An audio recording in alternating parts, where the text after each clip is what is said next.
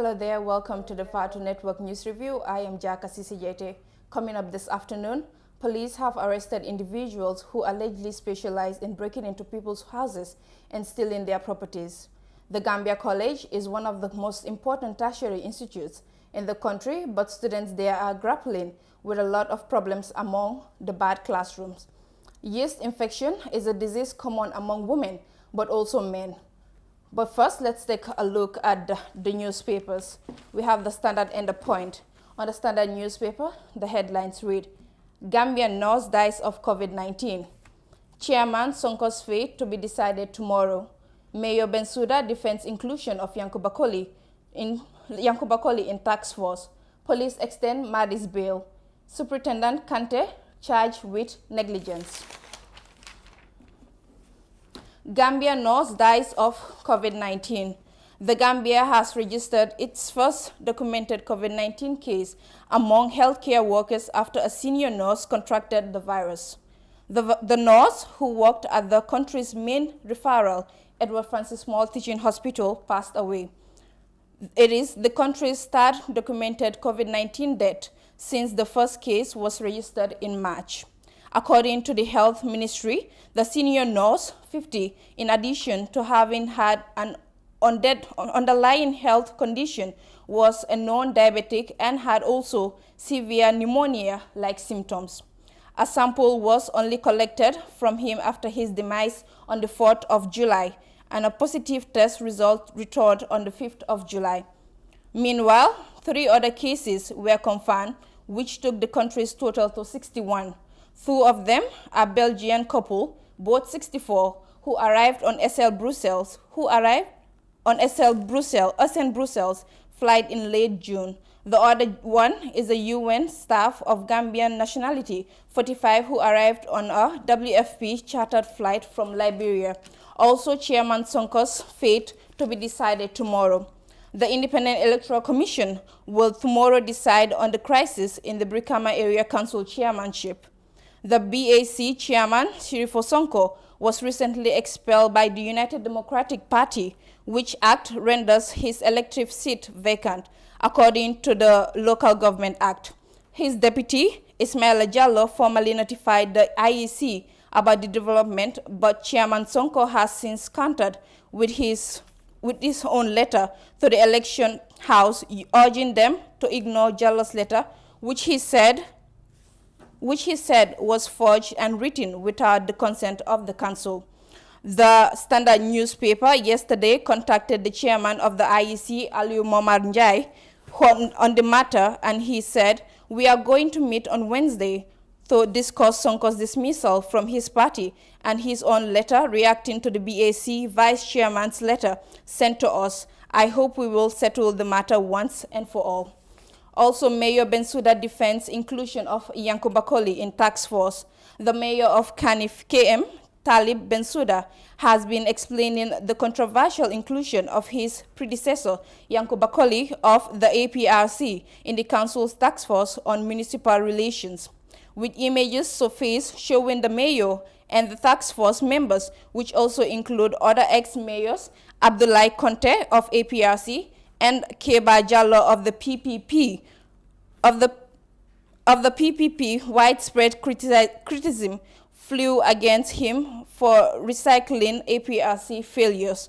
Explaining his decision to invite the former mayors to Star FM to be broadcast this morning, the KMC mayor himself, a member of the UDP, said, "As far as I am concerned, I don't consider my political rivalry with Yankuba Colley when it comes to the issues of development." Police extend Madi's bail. Almost a week after being charged with false publication and broadcasting, human rights activist Madi Jobate yesterday reported back to the Kanifing Police, only to be told his bail has been extended to next Monday.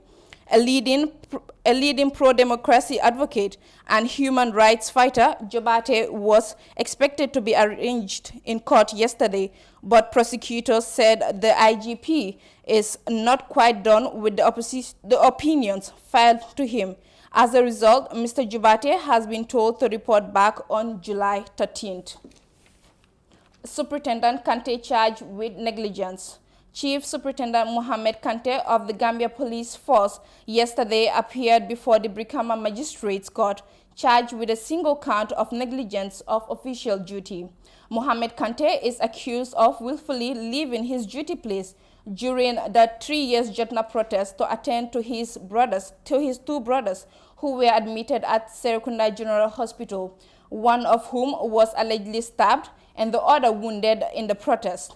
However, Kante, represented by lawyer Lamin S. Kamara and Lamin Dabo, pleaded not guilty. Lawyer L.S. Kamara urged the court to grant him bail, arguing that the offense that the accused was charged with is a bailable offense. The presiding magistrate, Peter Adochi, accepted the application and granted bail to the chief superintendent in the sum of $5,000 with one Gambian surely. That's all for the Standard newspaper. We move on to the Point newspaper, and the headlines read: CSO's chairman signals civil disobedience. Suspected armed robbers arrested in North Bank region. CSO's chair signals civil disobedience. John Charles Njai, chairman of Association of Non-Governmental Organization, Tango, has slammed Dr. Aissatou Toure, Vice President of the Republic of the Gambia, for keeping silent over the case involving Madi Jubate, a prominent human rights activist. Gambians are tired, and the intimidation is uncalled for, and we can't go back to the Yaya Jammeh days.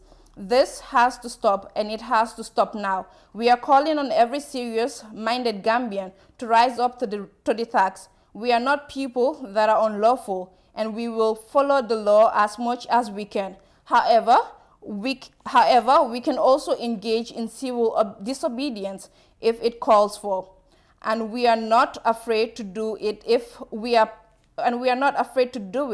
pushed to the corner. Let nobody try our patience, he warned. Suspected armed robbers arrested in North Bank region. Police in Farafenni in the North Bank region have arrested a suspected armed robber. The Point has been reliably informed.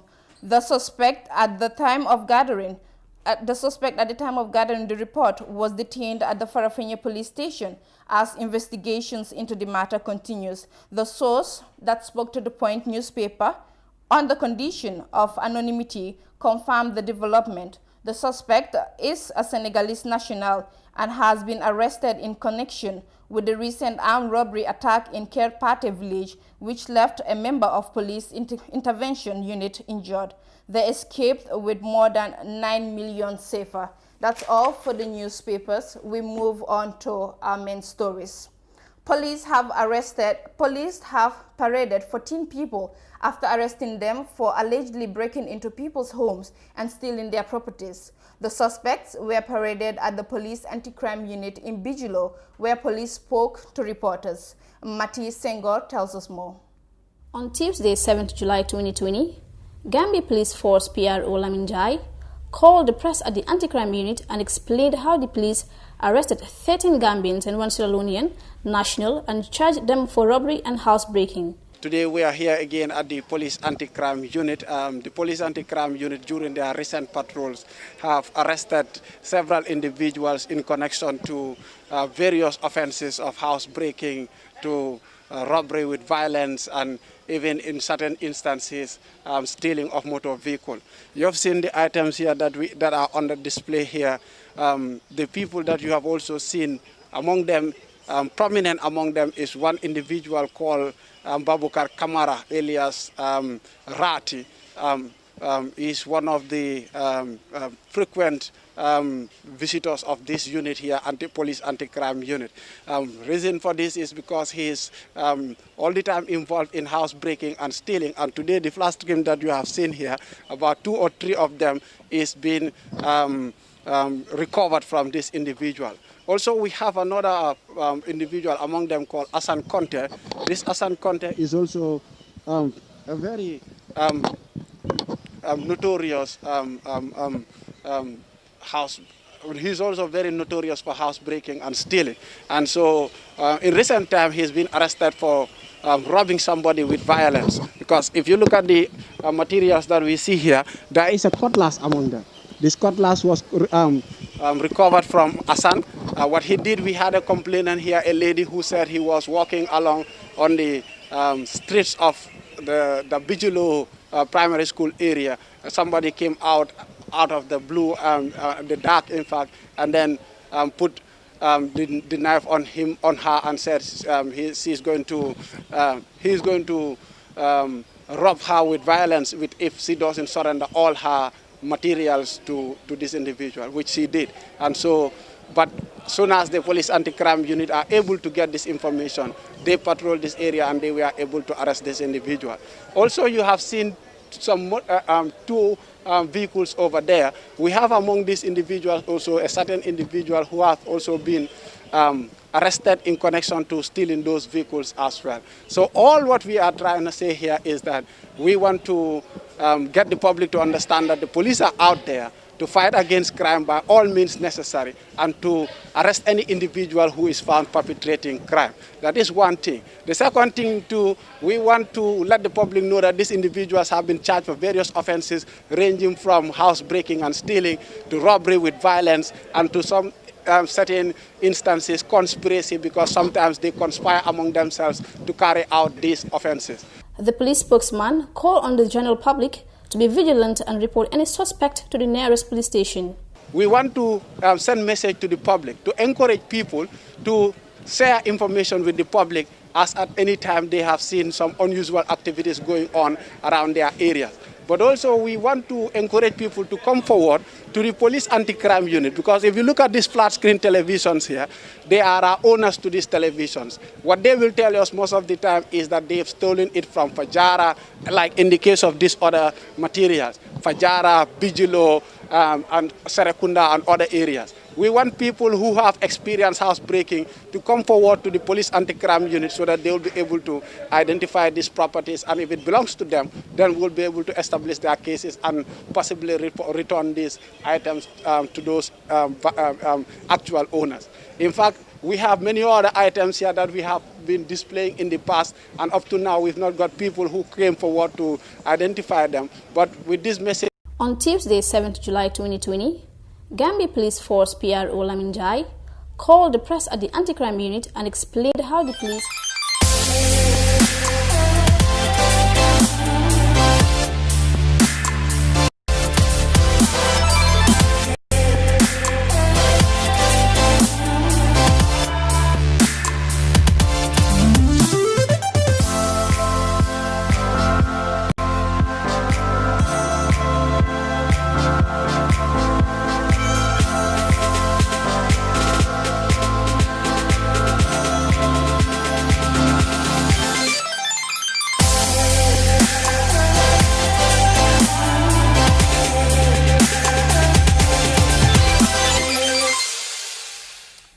The Gambia College has over the years served as the top institute of learning where a lot of Gambians graduating from high school would proceed to.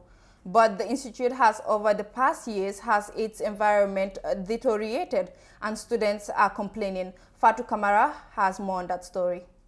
Hello, this is the Fatu Network and we are right here at the Gambia College campus in Brikama. The Student Union of the Gambia College have reached out to the Fatu Network saying that they have issues that they would like to talk about. Therefore, do follow us as we engage the students to share their concerns with us. Okay, basically we have a lot of issues as far as the Gambia College is concerned. As we speak right now, there are a whole number of students that are having difficulties with even attending online lectures because the financial burden is too much on them. And then these students are crying out foul to not only the student union, but even to anyone who can help, more so the GSMs, to answer to their call.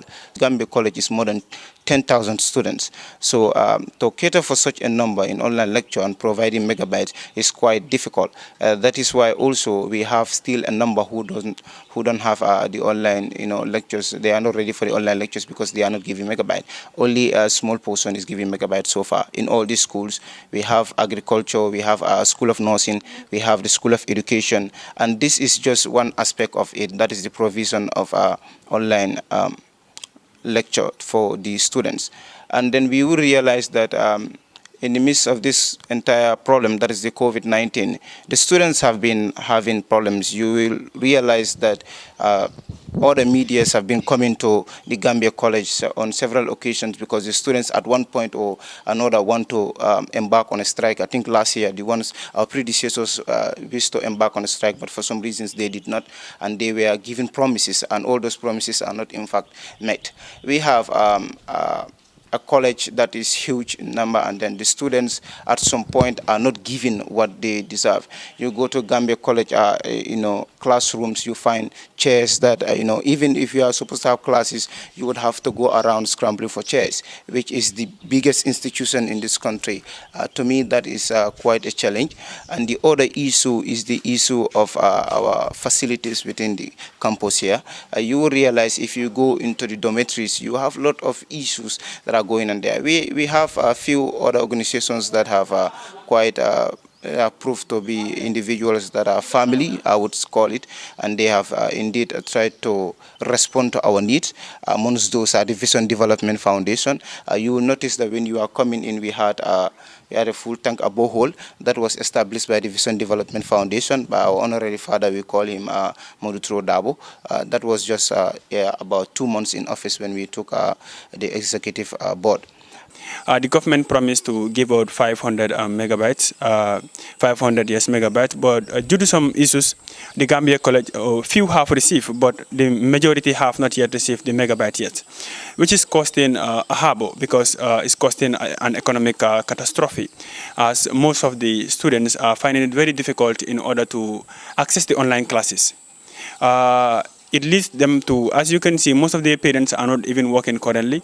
If they have to put down two things together, that is to put down the cost of the house, that is the feeding and all those things, and then have to buy credits for their sons and daughters, that will cause another problem again. So due to the cost, we are facing the problems as even to have, if you haven't sleepless nights, students are calling, as you cannot give a half and leave the other half. So it's in balance. So we want the government or the administration to work effectively in making sure that all of us have equal opportunity in the online classes.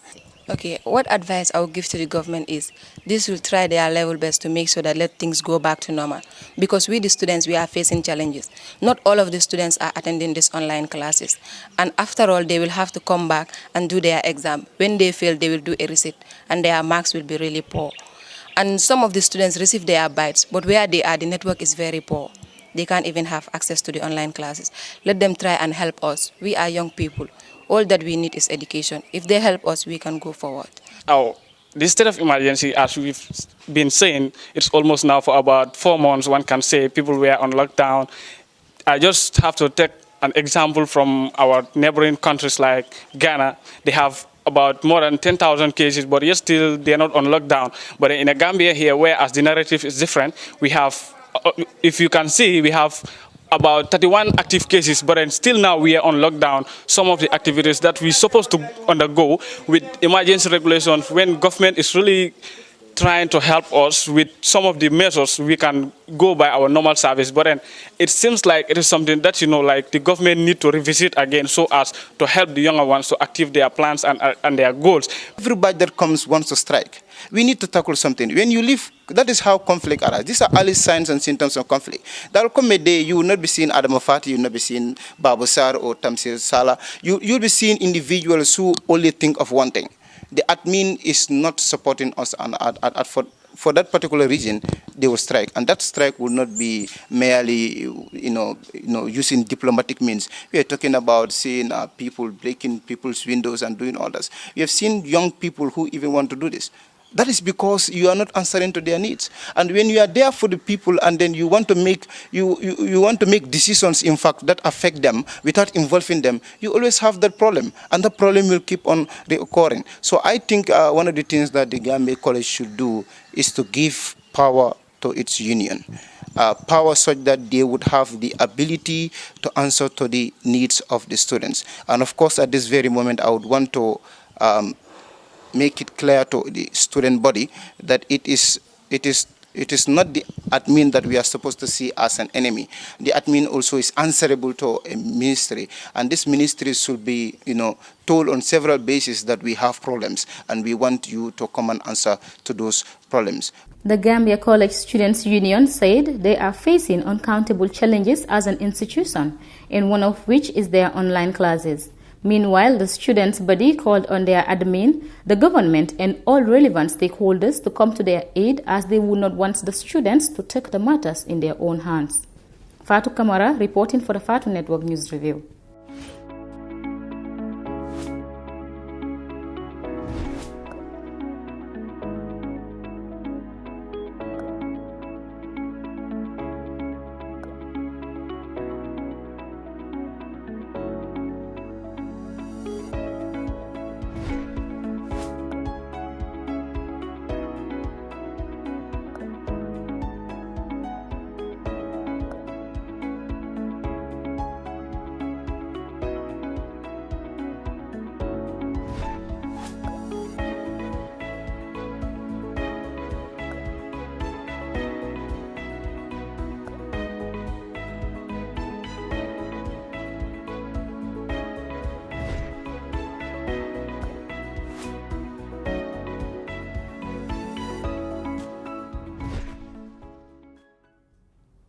Now, yeast infection is a disease common among women.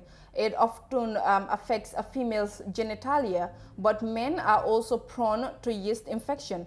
Omiso has been finding out what this infection is all about. Yeast infections have been affecting many productive women across the world. Dr. Awaja, a gynecologist at the Edward Francis Small Teaching Hospital, talks about the infection and how it's contracted. She further talks about ways and means to prevent contracting this disease. Vagina yeast infection, also known as vagina candidiasis, is a fungal infection that affects the vagina. Normally, and it's caused by a fungal, that is the candida. The candida is a normal flora in the mouth, in the throat and the esophagus, and in 20% of some women in the vagina it's normal. So, but when alterations happen in the vaginal environment, this can lead to the fungus replicating, growing faster, and this could lead to the vaginal yeast infection. So how does one contract this infection? Yes, the vaginal yeast infection, the people that are predisposed to it, mostly pregnant women, because in pregnancy the immune system goes down, all the hormone production and everything, it can expose them to be at a higher risk.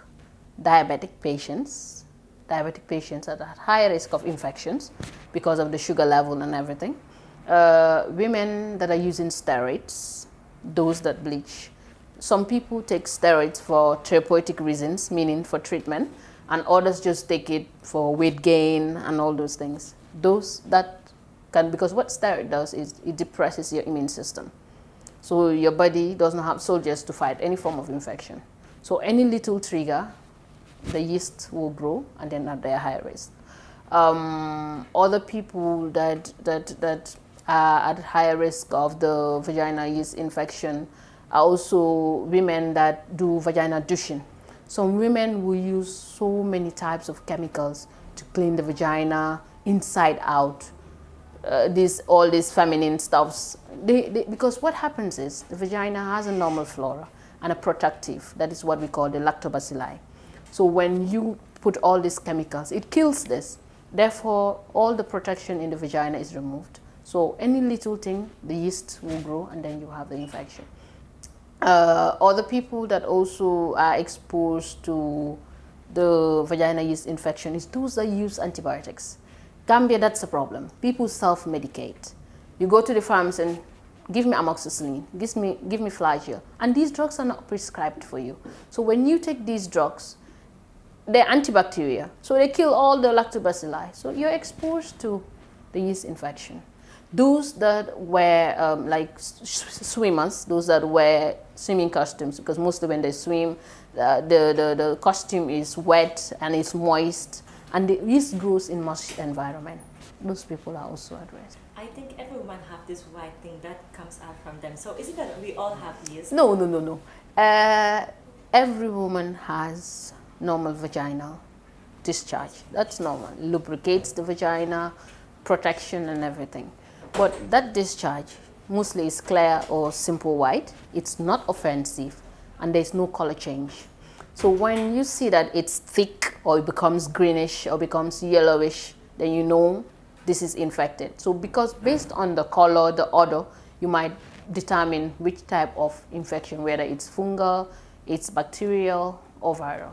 So it doesn't mean that yeast smells? The yeast, no, actually it doesn't smell. It's just this coat white, thick. It's just like cheese. You see, when you grind cheese, the way it looks like, that's mostly how it looks. So can it disappear by itself, or do you need to go to the hospital to get treatment? Yeah, most research will show 3 out of every 5 women have this vaginal yeast infection at some point in their life. Some people, that's what we call asymptomatic. They don't even know. Unless they go to the hospital, they checked. That's when it is noticed. If not, some people don't know. But in severe forms or in others that have been there for long, people might sort some form of treatment for it to improve. Yeah, a man can have yeast infection. That's Candida balanitis, where they will have this patch, white, thick lesions on the penis with excoriations and everything. So they can have. If a wife has and it's not treated, it can be transmitted to the husband. So many young women continue to contract yeast, but the perception they have towards it deter many from seeing a gynecologist. Avoid using tight nylon pants. You can use cotton pants that's natural, linen or silk. Anytime it's moist, you change it. When you suspect you have an infection, you can wash the pants with hot water. Just hot water, nothing. Hot water. It can help kill the yeast or the bacteria that is in there. Vaginal yeast infection is not a sexually transmitted disease. That's one thing we need to understand. Even somebody that is not married can have vaginal yeast infection. If you see under the causes, I did not mention sex or anything. I did not mention those things. So even those that are not married can have it. So it doesn't mean that you're sexually active when you come. And this gives problems to young women. You see, parents will come and bring their child. I need you to check for the virginity because the child has discharge. No, maybe the child has just a fungal infection or normal vaginal discharge. To the parents, not every vaginal discharge is due to sexually transmitted infection. And not every vaginal discharge is also normal. So it's important when people have vaginal discharges, before they do anything else, people use so many things. People use so many things to put inside there. The use of taba, it's one issue that we're fighting. People put taba inside and they were telling you, I have seketo, the mom it. It's, you see, you don't even know what that taba is causing to you. So before we use all these remedies, we need to go to the hospital. At the hospital, based on what they find, based on the tests they can do, they will know exactly what type of infection you have and what appropriate treatment to give you.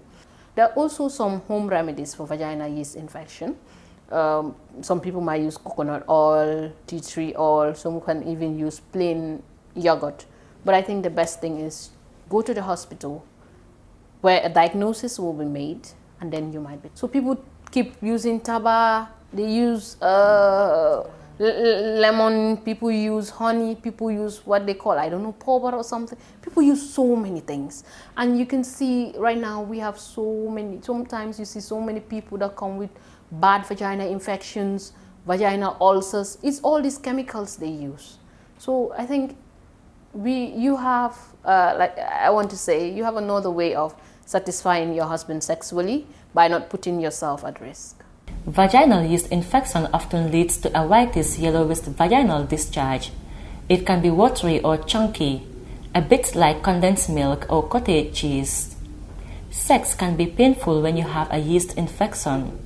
Peeing also hurts. Scientists also estimate that about 20% of women normally have yeast infection in the vagina without having any symptoms. It has been revealed that the fastest way to detect the infection is to see a gynecologist. Reporting for the Fatu Network News Review, Umisau. TAF Africa Global is proud to launch the Moria Gardens, conveniently located in Brufut, 5 minutes off the Brufut Highway. Moria Gardens is set to comprise of 20 fenced and gated service plots with sizes ranging from 264 to 420 meters square. Unique features include water and electricity infrastructure, solar street lights, all-weather roads and scenic gardens. We offer a 10-year mortgage plan with a 25% equity down payment in partnership with GT Bank, Trust Bank and EcoBank. For more information, please contact 376-2333 or 776-2333 or visit our offices at Madiba Mall at Taft Bruford Gardens, opposite 5-Star Hotel.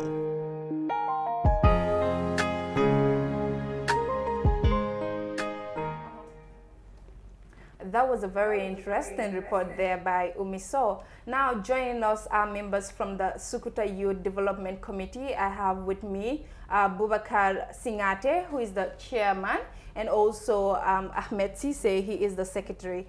Hello, gentlemen. Hello. Great. Great. So can you tell us briefly what Sukuta Youth Development Committee is all about? Thank you very much, Biaka, and then it's a pleasure being here.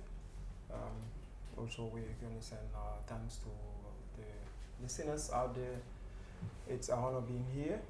Sukuta Youth Development Committee, it's a platform for young people, both youth-led organizations, youth-serving organizations, and also for individual youth who are without affiliation to be able to, come together under one umbrella to discuss about issues affecting them as young people, and as well devise solutions to address their issues more sustainably. So this is why we have Sukuta Youth Committee in short. Great. So what prompted you to come up with a community such as that?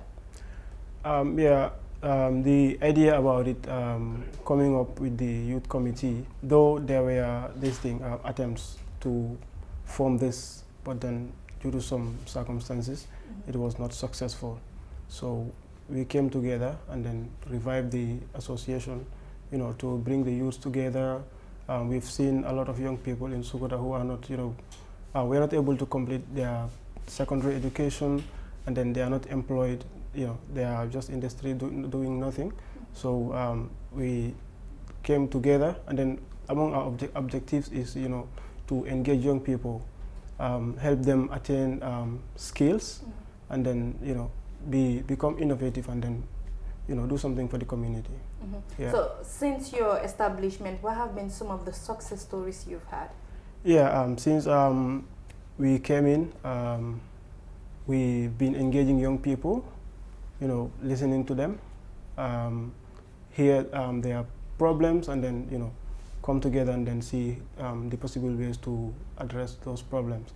And then we were able to initiate a project called Sukuta Goes Green. It's now going to be an annual tree planting exercise. We've done it last year. It was successful, and then we are looking forward to another one that is next month, 8 August. And another program is in collaboration with the VDC. We initiated another project called Sukuta Week. That one, we use it to celebrate Sukuta, and then we use that platform also to call young people to community service. Yeah, that one also, the first edition was last year, 2019, so the second edition will also come. Yeah, there are many projects that we are doing, and then the most important part of it also is the multipurpose center. We have inaugurated in the on the last day of the Sukuta Week, last December. This multipurpose center is going to have youth center, a skills training center, a conference, many different things for the young people. So it's very important. Yeah. Great. So when one hears Sukuta, what comes to mind is, oh, that place is a very tough place. How do you think your committee, how do you think has it affected the lives of the youths in Sukuta positively? So actually, Sukuta Youth Committee, it's a baby, committee, yeah. Say, because we initially the committee was formed in early 2011 towards 2012, but it couldn't sustain. It has to ended up dying out. So in ending of 2018 to 2019, young people came together as well, and then sort of like reviving Sukuta Youth Committee. So this is when we had to, install an interim committee. In fact, for us, we are serving an interim period to ensure that, we put up the necessary structures for the organization, lead the organization to a full-fledged Congress where members would have the opportunity to elect their representatives. So this is something that we are really working on, and then it was just because of the COVID that we couldn't, really do the Congress as early as we had wished. But from now against August, September, we hope we'll definitely be able to do that. But in terms of our impact within the community, we've definitely done quite a lot, and we're really trying our best to do a lot for the young people, because this is why we came into being, to ensure that we resonate with the needs and aspirations of the young people of Sukuta. Of course, as you mentioned, when you heard of the word Sukuta, what comes to your mind, like the usual common people would say, Alada fix, So I mean, yes, Alada fix, that was in the olden days, but now I can tell you Sukuta would be one of the most peaceful community that we will find within the, Greater Banjul area, and then we're just trying to ensure that we have that, and momentum all that going. is because of the setup of your committee. Committee, of course. I mean, not only because of the setup of our committee, because like I said, the committee is just a baby committee rather. We have other, organizations or groups that are existing, but of course, all these organizations and youth groups are now members of Sukuta Youth Committee. So you would understand that it comprises of youth organizations, platforms, networks, young people without affiliation, to ensure that we have one, major platform where we can all echo our voice as young people, because we believe there is a need for coordination in terms of echoing our voice as young people. So this is why we have Sukuta Youth Committee, and then this is what we are trying to do to ensure that, we meaningfully engage young people in decision-making processes, in community development processes as well. Now, speaking about peace, just last week, a young man by the name Papa C. Toure was murdered. Now, what has your committee done, or what is your committee going to do regarding that, to prevent such types of instances from happening? Yeah, so to be honest, the incident was really a sad one, and then we had never prayed for that, but it had happened. So what we can do is to send our condolences to the bereaved family, and as well, try to, reinforce our commitment to ensuring that we empower young people to become more responsible in our community. So one thing we've actually done is to issue a youth statement. I think this is the first of its kind, that we're issuing a youth statement to, fully condemn what had happened, because it's unfortunate. Like I said, it's unfortunate. So we had issued this youth statement yesterday, so maybe you might pick this from one of your stories in the coming days or so. And then where we, really try to send our condolence to the family, and as well condemn the murder case, the incident rather. What we're also trying to do, because from what we understood is that we have ghettos within the community, and then, already it is a negative image being portrayed to the wider world that, we have a lot of ghettos where young people are engaged in violence. I mean, Sukuta, has a lot more than that, and it can offer a lot more than that. So this is what we want to, the positive message that we want to send across to the entire world, to say, look, yes, it has happened, and then it had happened rather, and then we wish, it was the other way around, but there is nothing much we could do, just to tighten our belts, and then, work more to ensuring that we bring in programs that are going to look at issue of harm reduction holistically. When I say harm reduction, this is where we are talking about issues of youth mental health and well-being, issues of youth-related drug abuses, drug and substance abuses. So there is a whole lot of things that we're going to do, absolutely, and I'm sure when the time is right, then we'll definitely invite you over to come and grace some of those programs that we're going to initiate. We just want to ensure that we get the youths off the street so that they're able to venture into a more productive lifestyle and then become beneficial to the community. Sure. Now to you, Ahmed, do you think the Sukuta youths are actually ready to take advantage of all these beautiful opportunities and ideas you guys are coming up with? Yeah, I believe so. With proper, sensitization, that is key, because I mean, if you go to the streets, most of them, they are not enlightened, they are not, getting the right information, maybe due to people that they always move with. If you want to be somewhere, you have dreams you want to achieve, you have to be close to people who can help you. So that's what we are trying to render to these people. Talk to them, advise them with the little experience we have. So I think with that we can make change, and then we can change their mindset also. This has to do with attitude. Yeah. And they will be willing to take advantage of very those well. Most of them, sitting in the ghettos, that's not what they really want. If you talk to them, they will say, I want to stop smoking. This is not something that I really want. I just found myself in it. So who is going to help these people to realize their dreams? So that's what they need. So that's what we want to do. And that's where you come in, please. Yes. Okay. So do you have any partners that you're working with or you plan to work with? Yeah. Currently, we have partners in the diaspora. The Sukuta diaspora community. We have to thank them a lot. They are doing tremendously well for the community of Sukuta. Yeah, they are really doing well from the this COVID period. We established a task force for COVID, where we started with sensitization. From there, they contributed a lot of fund.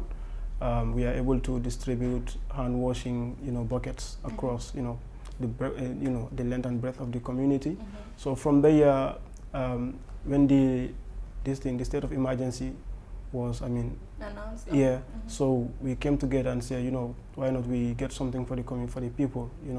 If you stop people from going to the market, stop them from going to work, and then most of them they live, from hand to mouth. Yeah. So you have to help them. There must be an alternative. Yeah. So they helped a lot. So we are able to distribute a lot of bags of rice, sugar, cooking oil. So yeah, they are really helping the youth committee and then the VDC and other stakeholders in the community. So we thank them a lot. So we are still, calling on other partners. We have many youth empowerment projects in the country. So we're calling on them to come and then help the young people of Sukuta. Yeah. Great. So, Mr. Babakar, you want to add something to that? Yeah. So I think that is absolutely something that we need to talk about, because if we really are very serious about the issues of young people, we definitely have to put young people in the forefront. We have to look at their needs, what are their needs, what are their priorities, and then be able to support them based on their needs and priorities. So as he stated, we actually laid the foundation stone of the multipurpose center, which is actually going to be used by young people, because that is the idea. At least to have somewhere where young people can come, recreate, in terms of sporting activities, also have a space for skills development in terms of TVETs, because this is what is lacking within our system now. If you looked at our education curriculum, it's actually like a pyramid for me. Exactly. Like at the base, very bottom, everyone has access to education. But as you move up through the ladder to primary 6 or grade 6, the system squeezes some people out. Go to primary grade 9, it squeezes people out. 12, it squeezes you out. And at the top, it's just so what do we really have for those young people who are being squeezed out by the system? This is what we really need to start thinking about as development partners, as government, as young people ourselves. Because if we really are very serious about the issues of young people, education becomes the primary focus of every other investment that we need to look at, to be able to invest in their education. Because I believe even in terms of the issue of youth violence that we're talking about, if young people are being engaged going to school, you're not going to school, but of course you're learning some skills. perhaps you might not have the time to go and sit in the ghetto. So these are things that we really need to look at. So of course we must call on partners who are both within the diaspora and within the community. Of course, VDC is our #1 partner because whatever they're doing, it is the young people, in fact, who are leading these efforts for them. They sit in the back, give us all the support that we need, and then push us, and then we'll be leading this with and through other young people that are within the community. Also, we want to use this opportunity to call on other development partners to come. You know, the multipurpose center, of course, we understand that their support mostly is going for youth center revitalizations within the country, like already existing youth centers. But for us, we do not have an already existing youth center. We have a space where we want to build this multipurpose center where young people could be engaged. So perhaps this is one avenue where we could discuss with them how best they could invest into the lives of these young people. So we must really we are really, calling on them to come on board and then support. So, and also to our partners, both within and outside, also are very important, because most of the support that we are receiving are coming from individuals and perhaps, small organized group like Secretarians within the diaspora, Secretarians within the community of Sokoto living within the Gambia. So, I mean, if you want to compare the amount of resources that they bring in compared to what the development, partners have, I mean, it's just a drop in the ocean. So I believe the development partners can contribute more by investing. Then thereby we'll be able to, do more and then do better, to be able to reach to the needs and priorities of these young people. Great. So, Mr. Ahmed, what message would you like to put across for the youths that are watching you? Yeah, my final words for my fellow young people is that we have to, focus and then try to always be, engaging in something, because if you're not doing anything, many things comes into your mind. So it is very important to be, engaging in something. And then if you're not able to get to high school or university, that's not the end of it. Try and then get skills. You'll be able to employ yourself, and then you'll be able to, employ others. As an entrepreneur, this is what we always tell people. There is something you can do in the community. Just look around. There are, countless problems, and then try to work and then solve them. So my advice to the young people in the ghettos, it is not easy. If you listen to them, what they say, they are pleased. It is sometimes you feel very sad about it.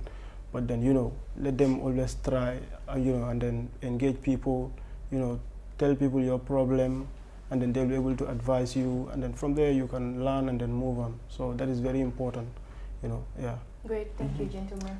Oh, you want to? Yeah. So one important thing that I really want to highlight here is that with all the problems that we're having around youth issues, I think it needs a whole of society's approach. It's not about young people alone. Yes, we are young people. We will do our best to be able to support our fellow young people, right? But of course, we need the society in general. We need the parents, custodians, or caregivers, guardians within the community, and every other person living within the community who can help to come on board. This is not about he's my child, he's not my child, but it's about how do we make a headway together, collectively as a society.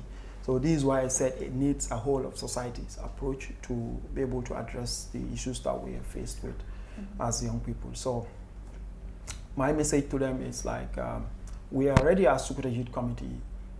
We do not have the resources to actually do all that we wish to do. But we definitely have the energy, we have the commitment and the passion for what we're doing. So we need people to come and then support us to be able to, do what we're able to do for the young people of the community. Great. Yeah. Thank you guys for coming. That's all for today's news review. Do have a lovely evening.